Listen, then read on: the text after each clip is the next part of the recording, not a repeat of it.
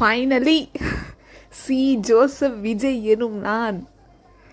ஏங்க யாருங்க இவர்? சொன்ன மாதிரி வந்து பதவி ஏற்றுட்டாரு, வந்தான் வென்றான் மாதிரி இருக்குது.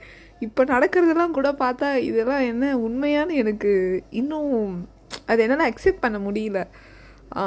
ஸோ அவரோட ஸ்பீச்சை யாருன்னா கவனிச்சிங்களா? என்ன ஒரு ஸ்பீச் அப்படின்ட்டு ஒரு டிரான்ஸ்பரண்டான கவர்மெண்ட்டை கொடுக்குறேன்னு சொல்லியிருக்காரு. அவர் முன்னாடியே பதவி ஏற்றுக்கிறதுக்கு முன்னாடி இதுக்கு முன்னாடி இருந்த கவர்மெண்ட் என்ன பண்ணுறாங்க, என்னெல்லாம் வச்சுட்டு போயிருக்காங்க, அந்த 10 லட்சம் கோடி கடன், இது எல்லாமே நான் உங்களுக்கு சொல்கிறேன்னு சொல்லியிருக்காரு. இந்த மாதிரி ஒரு அரசியல்வாதியும் சொல்லலைங்க. இதுவே போதும்னு எனக்கு இருக்குது. ஏன்னா சொல்கிறேன் அப்படின்னு சொல்லியிருக்கிறதுலாம் சாதாரண விஷயம் கிடையாது. அதில் எவ்வளோ அரசல் புரசல் பேசி வரும், பேசுகிறதுக்குனே ஒரு கூட்டம் இருக்குது. அதனால் இந்த மாதிரி விஜய் அனௌன்ஸ் பண்ணியிருக்காரு. சிஎம் விஜய் அனௌன்ஸ் பண்ணியிருக்காரு. அதனால் நம்ம பொறுத்திருந்து பார்ப்போம் இன்னும் என்னென்ன கேம்லாம் நடக்க போகுது தமிழ்நாட்டில் அப்படின்ட்டு. ஃபஸ்ட்டு கையெழுத்து சரியான தரமான கையெழுத்து. அந்த இலவச மின்சாரம் விட்டுருங்க, பெண்களுக்கு பாதுகாப்பு, போதைப்பொருள் இல்லா தமிழ்நாடு, ஆட்ஸ் ஆஃப். வந்த உடனே ஃப்ரீ பஸ்ஸு, இந்த ஃப்ரீ காசு, அதில் சைன் போடாமல் இது 2த்துலேயும் சைன் போட்டிருக்காரு. அந்த வேலுநாச்சியார் திட்டம், ஆட்ஸ் ஆஃப்ங்க. இதுதான் வேணும் எங்களுக்கு.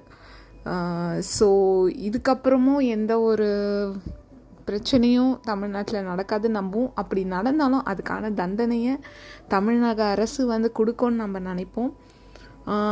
நல்லா பேசியிருந்தார். அந்த ஸ்பீச் பார்க்காதவங்க போய் பாருங்கள், சூப்பராக பேசியிருந்தார். ஒரு கிறிஸ்டல் கிளியரான ஸ்பீச்சு.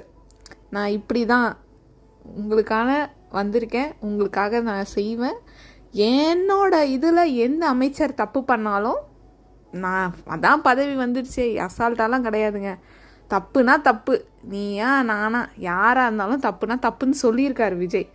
ஸோ அதை அவர் கண்டிப்பாக பின்பற்றுவார் நம்புவோம். தலைமைச் செயலகம் வந்து அவர் அந்த சிஎம் சீட்டில் உட்காந்துட்டு முன்னாடி முதலமைச்சர்னு அந்த போர்டை பார்க்கும்பொழுது ஏதோ எனக்கு இது ரியலாக நடக்குதா என்னன்னே தெரியல. அவ்வளோ ஒரு ஹாப்பியாக இருக்குது. ஏன்னா நம்ம வீட்டில் யாரோ ஒருத்தர் வின் பண்ணி சிஎம் ஆன மாதிரி ஒரு ஃபீலிங்காக இருக்குது. So my hearty congratulation CM Vijay sir.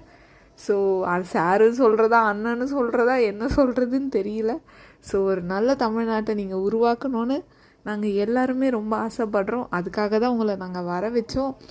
உங்கள் கூட இருக்க எந்த மினிஸ்டர்ஸ் அவங்க மேலெலாம் நிறைய கரப்ஷன் இருக்குது, அது எல்லாம் எங்களுக்கு தெரியும். இருந்தாலும் நீங்கள் உங்களை நம்பி நாங்கள் இந்த பதவியை கொடுத்துருக்கோம், நீங்கள் பண்ணுவீங்கன்னு நம்புகிறோம். கமெண்ட்ஸில் வந்து யாரும் திட்டிகிட்டுலாம் இருக்காதீங்க. இனி சிஎம் தான் விஜய், மாற்ற முடியாது. So bye.